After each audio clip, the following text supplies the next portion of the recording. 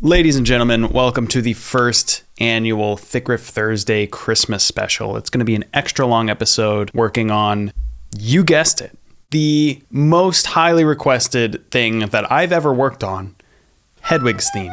We haven't worked on Hedwigs theme since the beginning of this year, before I even started Thick Riff Thursday. Actually, you know what? I think I did do a Thick Riff Thursday episode really early on working on Hedwigs theme, but I started Hedwigs theme before Thick Riff Thursday even started. And I get comments on almost every video since then asking, when am I going to keep working on Hedwigs theme? So we're doing that as the Christmas special, as a gift from me to you. Harry, happy birthday! We're going to have a Q&A later on in this video as well, and it's going to be a great time. But before we get into it, I want to say thank you guys so much for all the support this year. It's beyond anything I could have expected when I started Thick Riff Thursday. I feel like we really fostered a safe space for asking questions, inspiring each other, sharing opinions. It's really just an amazing place, and I love this community so much. So to add to this, I'd love to close off the year by contributing to an organization that does what we do in our small community, but on a national level. So here to introduce this foundation is our studio operations intern at Architect Tiger Studios, Alex Bertsikas. Hey everybody, my name is Alex Bertsikas, and I'm the studio operations intern over at Architect Tiger Studios. I make all the short form clips that you see on Nick's TikTok as well as YouTube Shorts. I help edit some of the longer form content as well, and I manage the official Architect Tiger Studios Instagram account. I also assist with scheduling, mixed preparation for client projects, and if you're an ATS client, partner, or even just somebody who sent in an inquiry about one of the writing templates, you've more than likely received an email from me. It's great to officially meet everybody with a real face and not just a Gmail profile picture, so officially, hello. Let's talk about this amazing organization. Save the Music is an organization that provides access to music education for students, schools, and communities across the country. They do this by investing in public school districts and providing them with grants for musical instruments, technology, equipment, and other valuable materials and resources. They also directly support the teachers of these school districts by providing them with professional development opportunities that aim to make their careers as educators as sustainable as possible. Finally, they also advocate for the importance of musical education in the academic experience of young students. I really hope you guys will join us in supporting this organization as they're doing really important work.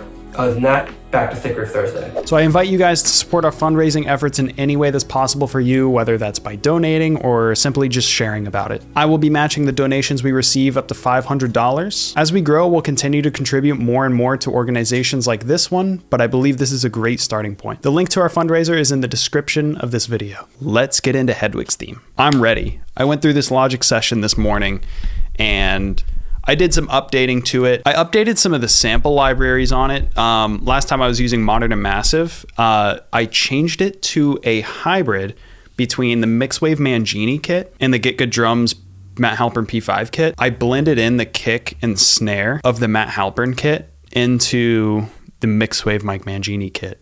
And I think it sounds awesome. Let's do a little recap of what we've done on it so far, because it's been a while. It's been a long time.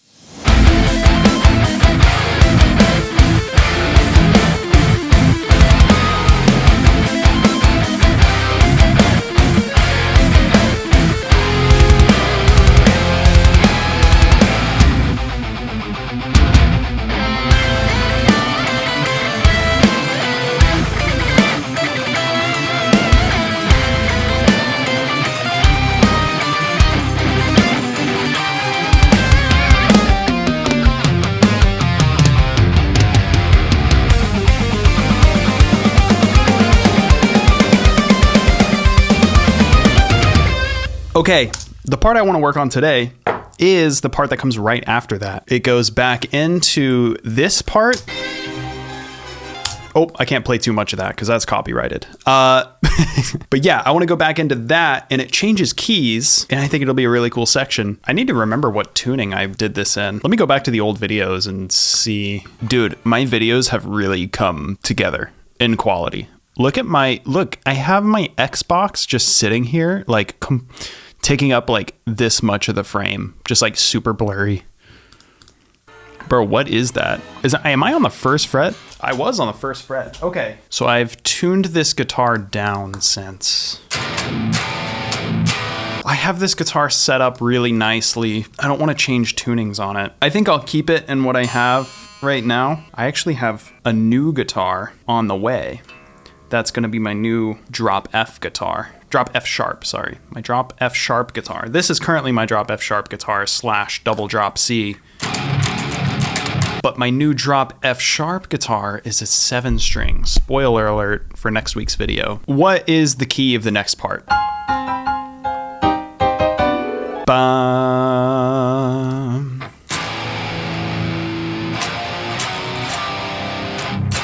So it's a minor third up from where we were. Really inconvenient spot for this to be. Okay, so I can do the same thing, just up a minor third, but it changes keys again.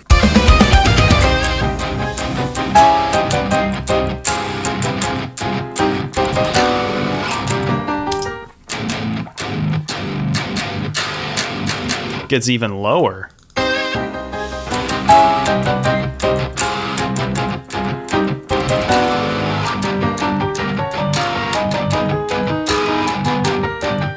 Another run, another crazy run. Okay, my goal right now is to get through this whole section, this section here before the crazy run. These 8 bars. That's my little bite-sized goal to do right now. Yeah, what are the root notes for that?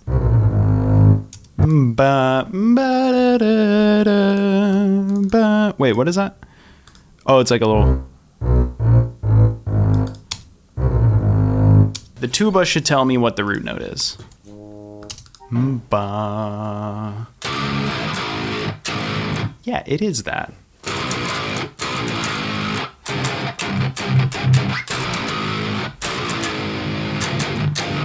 That's what I'm saying, bro. That's what it is.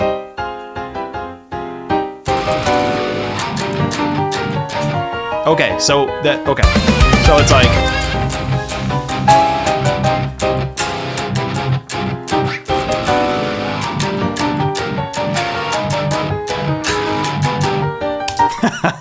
dude, a bend there would be so nasty. Yeah, like this.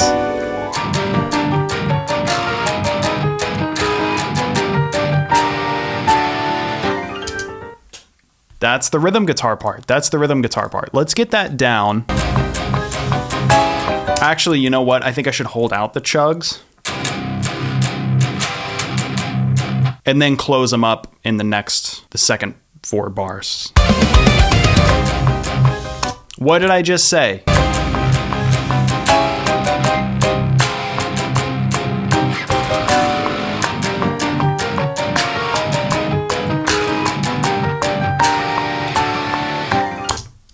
Yes, dude. Oh, John Williams. I wonder if he would appreciate this or if he's just too old to even comprehend an 8-string guitar. Isn't he like 90? I think he's like 90 years old. Google, how old is John Williams? John Williams is 91 years old. John Williams is 91 years old. I hope he lives forever. Side note, did anybody finish Hogwarts Legacy? Like, I played the shit out of it for like 2 weeks. And then I stopped for like 6 months. And then a couple weeks ago, I picked it back up, beat the rest of it in like an hour, and then that was it. But like, the ending was kind of lame, right? Like, the ending wasn't that good. It was very anticlimactic. And then all of a sudden, you're fighting and you're like, oh, well, I guess this is the end. I really just enjoyed the game for the exploration. Like, the exploration was awesome. Loved finding all the secrets around Hogwarts. I would definitely really enjoy a sequel. Those types of games, the studio comes out with like a new game, the sequel, they would be able to add on to it. And I don't know if there's going to be a sequel for Hogwarts Legacy, but I would like one. Maybe they can build on the systems a little bit, more enemy variety. Overall, I enjoyed the game. I really did. Let's get a double track of this so I can go over to the kit and play the drums in.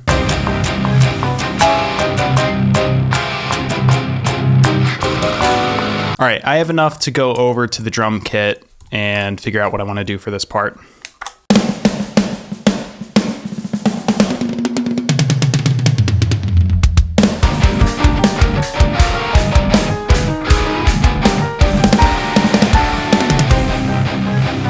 like that a lot. I'm gonna do that.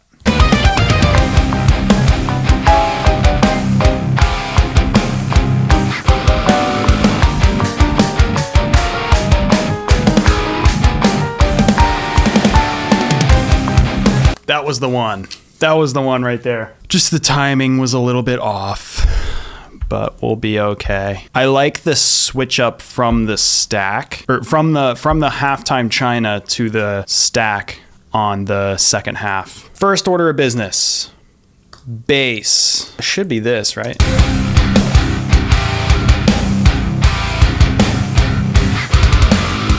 Okay, yeah, same rhythm. Just gotta change the notes.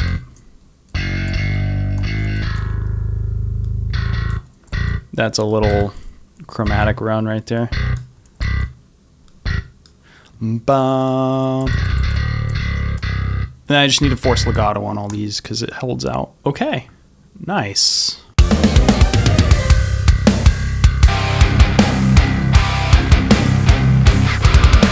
Gotta make the bend happen in the bass too. Come on, where's my pitch bend? Let's try the bend range at 2 because I think it is 2.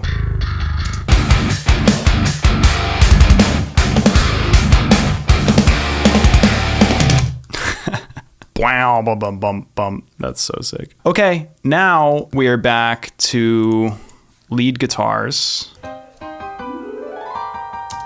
I should keep these harps just like, and because it's a cool effect. It's basically a riser. Harps, harps are orchestral versions of splice risers.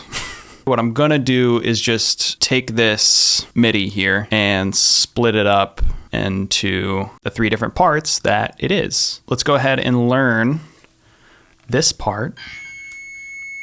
Forgot to change the inputs on these. I'm using input 1 nowadays. You know what I could do? Let's use the DC for this, because this guitar sounds phenomenal on leads. Okay, let's go ahead and solo this and solo my guitar, so I can figure this out.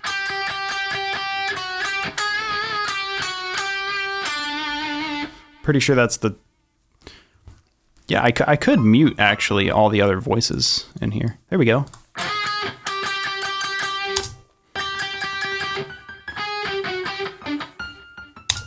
Oh, that was not right. Okay. So, all right, the first 4 bars are...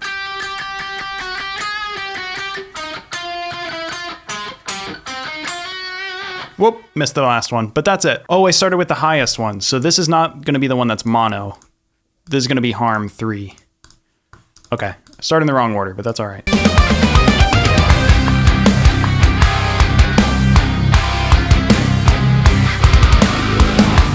Okay, back to learning. God, that is just so unnecessarily groovy. It sounds like a Jason Richardson song. That's how you know you're doing the right thing. If it sounds like Jason Richardson, probably got a good thing going. There it is.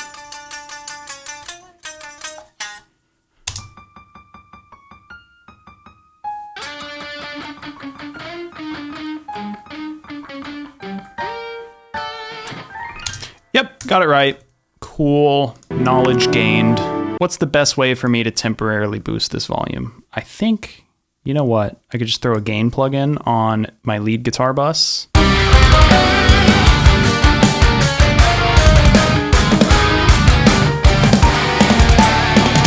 Yeah, that works. Make sure my guitar is in tune. Okay, so I've had this guitar for about 2 weeks now, and I gotta tell you, reverse headstock makes more sense.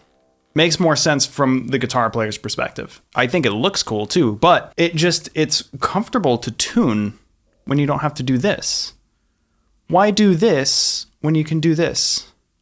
You know what I'm saying? I don't even know if you can see the headstock behind my mic stand, but you know, makes more sense.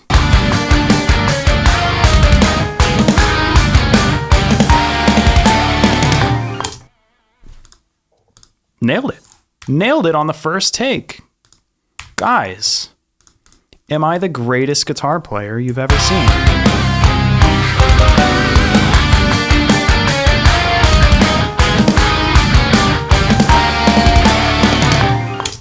Are you kidding me? the first 2 takes I do are perfect. Move over, John Petrucci. There's a new big bearded guy in town. Ooh, you know what?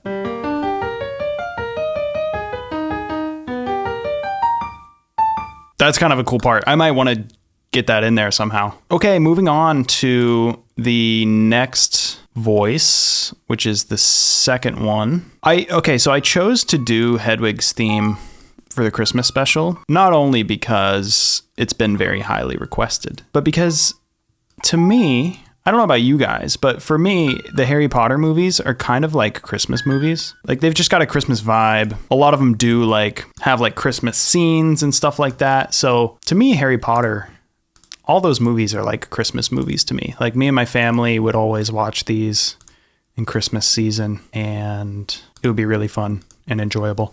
Okay.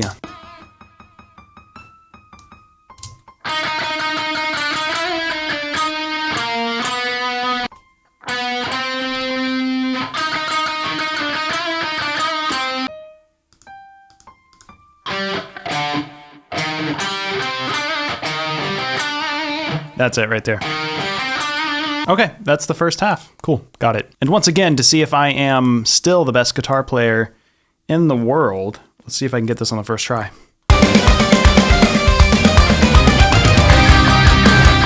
Missed the first note. Missed the very first note.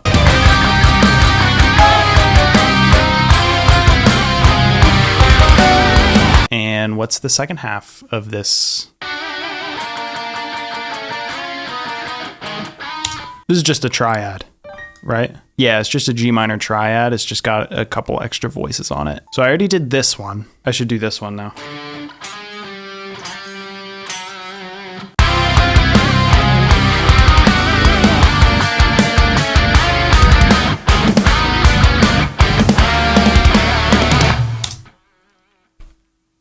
First try, guys.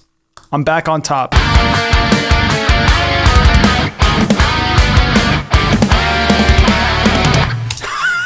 I mean, come on. I am back on top. Whew. Time to get the last part of this harmony.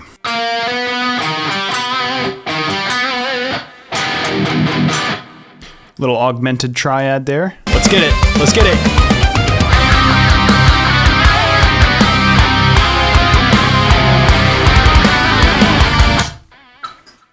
It was kind of sloppy. It was kind of sloppy. I'll admit it.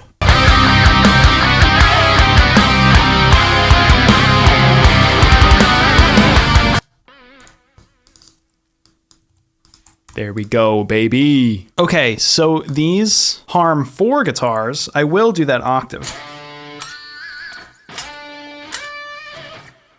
Like that. Yeah, good stuff. Good stuff right there. Oh, there was this one that I wanted to do.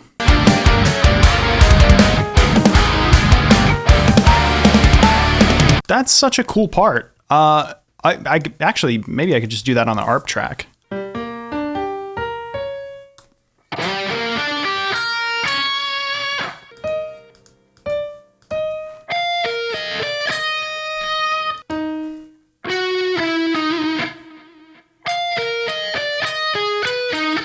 I'm gonna add a note at the beginning of that because it comes in on like the and of one.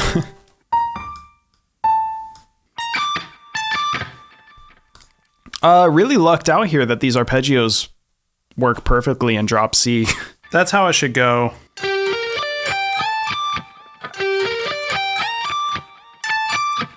But it's hard to, I'm trying to figure out how to get from down here all the way up here comfortably.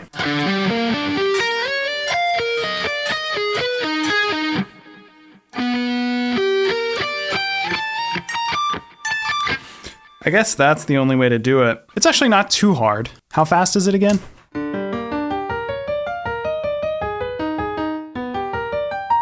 It's not too bad. Let's get it. Let's get it.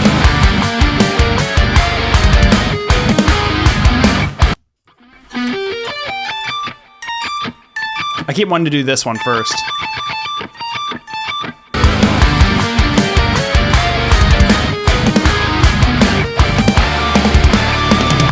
Oh, I just messed up the last part. I want to get this all in one take because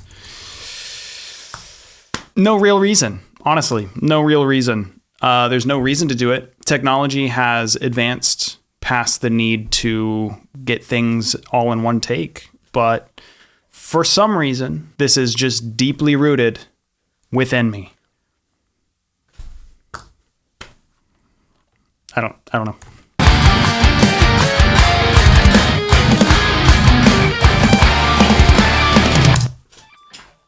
I got it right. Didn't sound good. I'll probably punch in the last bar, but we'll get everything else in one take.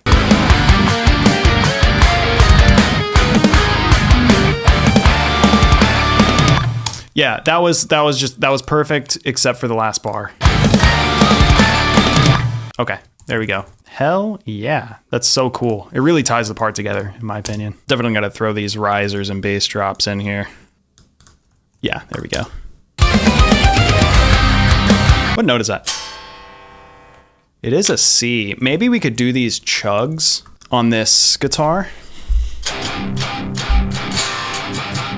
And then punch in the green guitar right there when it goes out of this range. Let's try it and see how it sounds. If it sounds too disjointed, then we'll just do the green guitar all the way through. But it could be cool to get this guitar in the rhythms because those low C chugs are thick.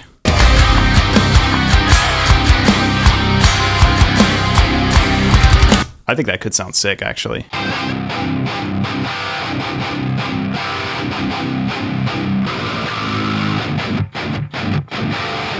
Yeah, sounds awesome. Same pickups, different guitar, same pickups, same guitar tone. It totally works. This is so sick, guys. Why did I ever stop working on this? Don't let me stop working on it again. Next week is going to be a different video because it's already scheduled. It's a whole thing, but don't let me stop this because this is sick.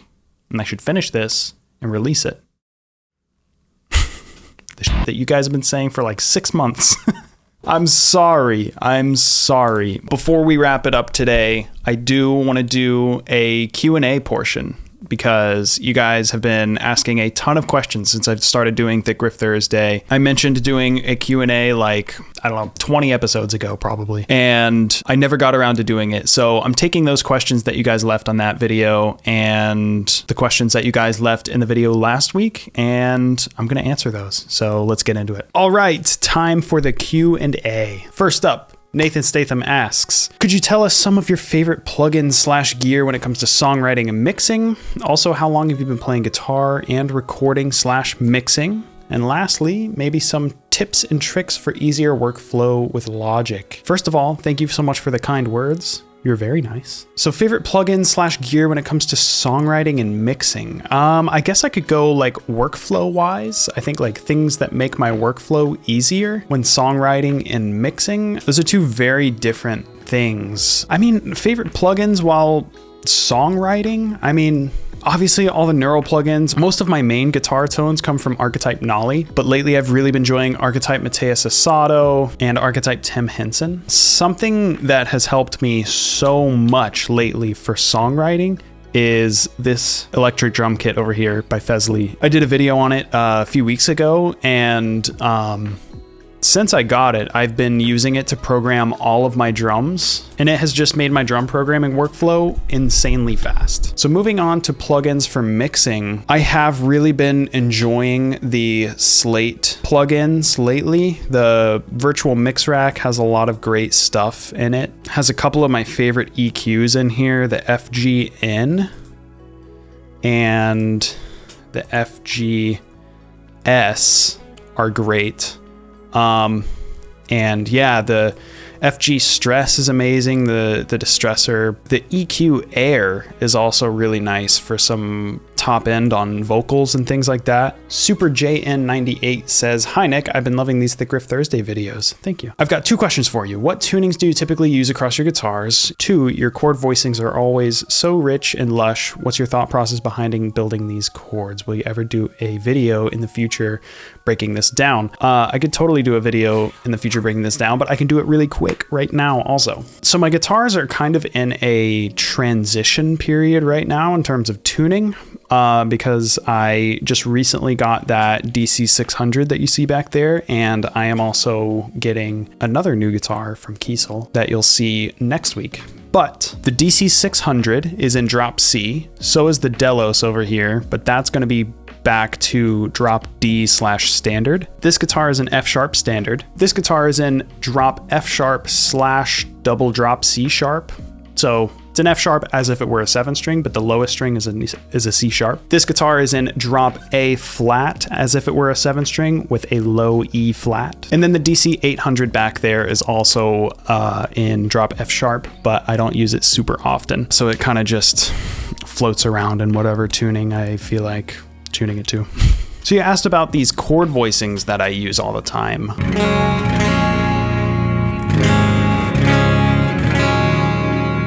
Kind of a voicing that I move around all over the neck that uses 7 out of 8 of these strings. Starts basically as like a minor or major 7 chord shape. So that's like a minor 7 chord shape without the 5th.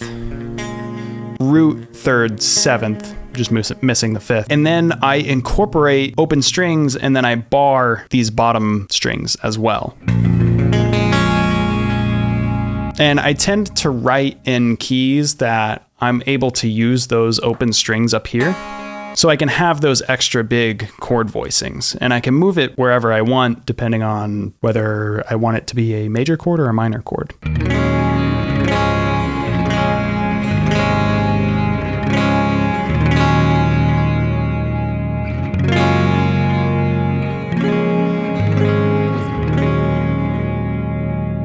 So yeah, that's how I play those huge open chords that you hear me use all the time.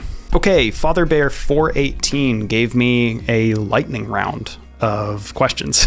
So let's go through these as quick as I can. Do you use summing stacks or output to aux buses? So I typically use summing stacks just because I can right click and click, make summing stack. But if I need to group multiple summing stacks, I will send that to another bus. Do you use any stock plugins or is everything third party? I use a bunch of stock plugins. I use Logic's stock compressor, the stock EQ, just honestly because it's so easy to access them. You can just click on this little EQ box over here and it pops up. And then you can also click on this little bar here and it'll add a compressor. I use them all the time. I use their modulation effects often to the tremolo I use a lot. Phaser, flanger, chorus sometimes. The Space Designer reverb is really nice. That makes its way into some of my projects. Anything from Slate Digital or iZotope in your chain? Yes. So I mentioned the Slate Digital plugins a minute ago, but iZotope, I do use RX sometimes if I need to repair some audio, if I'm working with a vocal that's a little clicky in the mouth. I love iZotope's RX mouth declick. That's really, really helpful. Also, Ozone is great. Obviously curious about this infamous mastering chain. Is it a pre-made bus channel strip that you have saved, or are you loading plugins with each preset, with presets each time? Do you have it built into your template? Do you add things to your project as needed? Yeah, so my mastering chain that I always say, like, I'm gonna throw my mastering chain on. It's not a mastering chain. It's just some mix bus processing that makes it louder. So on my mastering chain preset, I've got a Pro Q3 that's not doing anything. I only have it there loaded up so I can just grab it and make changes if I feel like I need to. The virtual mix bus from Slate on there. Another Slate plugin, the FG Red. I really like that compression a lot. And then Submission Audio's Flatline to make it loud. Yeah, it's nothing crazy. It's really just to make stuff louder, compress it, and an EQ plugin if I do want to make moves. Do you build everything from the same template, or do you have different templates for different occasions? Yeah, so I do have a template using Modern and Massive from Giga Drums, and another template that's pretty much identical for Giga Drums, the P5 kit. I mean, the mixes of the kit are not identical, but everything else from that I believe is the same. And you can also find these templates on architecttigerstudios.com if you guys are interested. So go check them out. Do you freeze your tracks, bounce them in place with effects enabled, or just leave everything raw? I don't really freeze tracks because it tends to annoy me when I want to go back and change something, but sometimes I do bounce stuff in place with effects enabled if I want to do stuff to that effect, if I want to like chop it up and make it glitch, or if I want to reverse it. When you're writing, do you force yourself to take breaks or rest your ears, or do you get fixated and just plow? Yeah, I definitely take breaks. How do you keep track of the ideas and riffs you make? Do you have like a spreadsheet somewhere? Do they just go into a folder and hope they see hope to see daylight again. Yeah, I don't have a spreadsheet, but I do keep them in folders by year. How did you make your template for recording/writing, and do you have tips for making one? So I made my writing templates just over a long period of time. They're just templates that I've tweaked every time I work, just to better suit my needs. And again, you can get these templates on architecttigerstudios.com under the shop tab.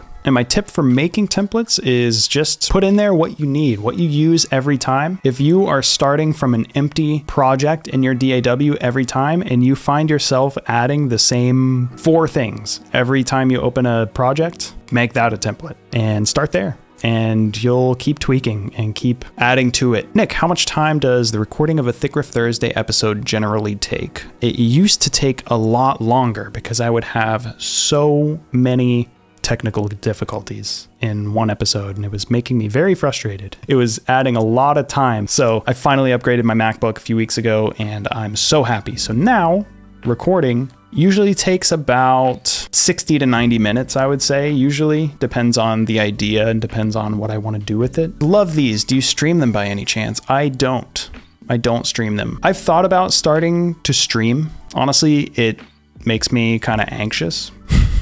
Let me know in the comments if you guys would like me to stream. It could be fun, and it would be a fun way to interact with you guys live rather than just in the comment section. This person with the Goku profile picture says, awesome, dude. What's your exact chain between guitars and audio interface? Pretty much nothing. Depends on whether or not I want to use any pedals. And usually it would just be the whammy pedal, because any other pedals that I would want to use, I have software versions of. So guitar, whammy pedal, Apollo Twin. That's the chain. Ben says, hey man, class riffs as always. Thank you. Curious as to what setup you're using in terms of computer/laptop. I've been using Apple and Logic for years, wondering how Apple's newer products stand up to music production compared to a multi-purpose built PC. My mid-2015 MacBook Pro isn't keeping up to speed anymore and looking for an upgrade. What are your thoughts? Yeah, so I, before this, was using a 2019 MacBook Pro with, I think, 16 gigabytes of RAM, and that was not cutting it. Insane amounts of CPU overloads, and it started corrupting my OBS recordings, which is how I'm getting my audio right now and how I'm recording my screen. Yeah, it was becoming a huge problem. So I recently upgraded to a 2023 MacBook Pro with the M3 Pro chip and 36 gigabytes of memory. And so far, it is really helping, just because I don't have to deal with insane, annoying, crazy workarounds that I would have to do with my old computer. If you're experiencing stuff like what I was with my old computer, I would recommend upgrading if that's an option for you, because for me, it has cut hours off of my workflow. Hey Nick, question for the Q&A. In a band context, do you prefer that everyone writes on the songs or that 2 or 3 people write on the song? My band currently got the problem that everyone wants the song slightly different, so we never come to an end in the process of arrangement, riffs, etc. Learning how to collaborate with a group of people on a musical project is such an important skill, and it sounds like you are having some growing pains right now. That is a great thing. You guys are learning how to collaborate with one another. I've learned that even if I don't like an idea that a collaborator of mine has in the moment, I typically want to run with it, because that's what makes that project a collective effort as opposed to just a solo project. Even if I'm not a fan of an idea that a collaborator of mine has, that doesn't mean that it's not going to grow on me. I think that's how you get these more unique artists. These bands that you love sound like the bands that you love because it's a group of people collaborating on something that has a little piece of all of them in it. When I was in my old band, Chronologist, our best work was always work that was done together. Sometimes the songs were written by just me or just the other guitarist in the band, and they were cool songs. But when we were all in one room together working on something, that's when that band feel really comes together and you really make something unique. When it comes to your specific scenario, just don't be afraid to voice your opinion and don't be afraid to compromise on ideas, because again, That's what makes your project unique, and not your project, or not your singer's project, or not your drummer's project, or not your bass player's project, or your other guitar player's project that you made play bass because you needed a bass player and somebody had to do it. All right, Caden says, hey Nick, huge fan. You inspire me every day to continue working on my projects and constantly give me new ideas.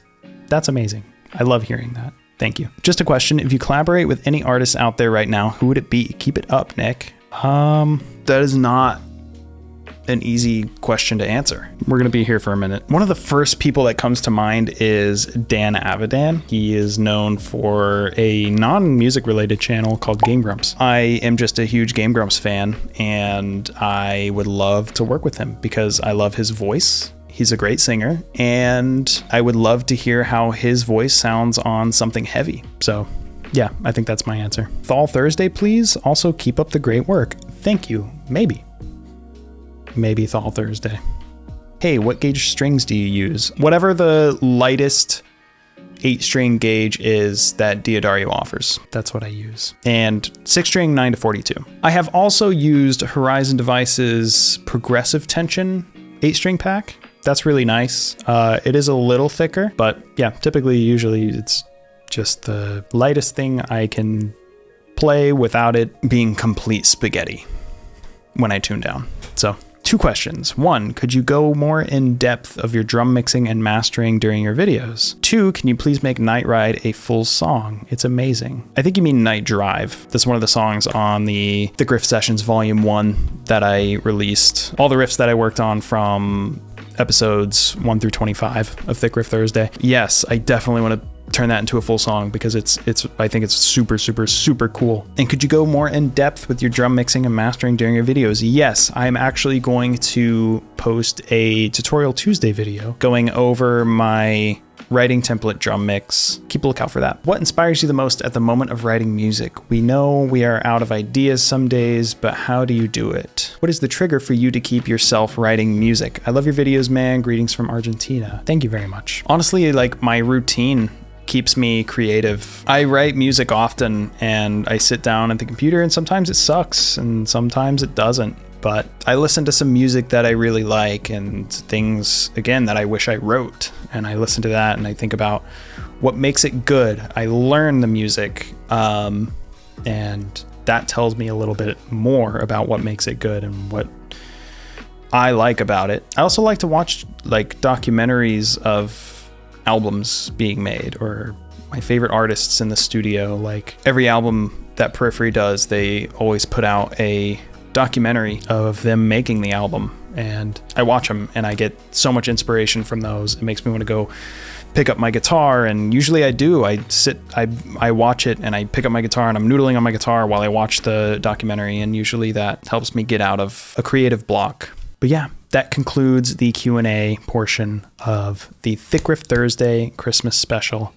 Back to Nick from earlier when he was working on Hedwigs theme.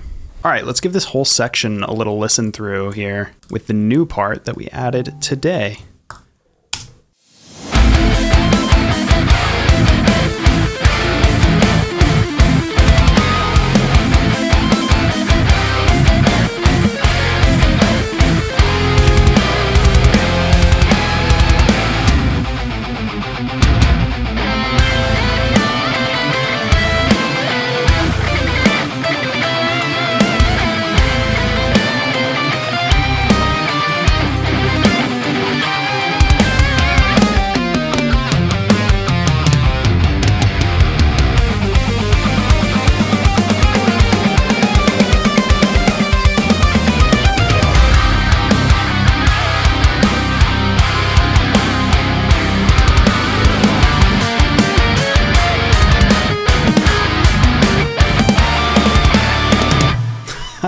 Man, this is too good. This is too good. I really do want to keep going. I'm going to run out of SD card space if I keep going today, though. All right. But I hope you guys enjoyed this Christmas special of Thick Riff Thursday. Merry Christmas and happy holidays to all of you. And I will see you guys next week. Peace.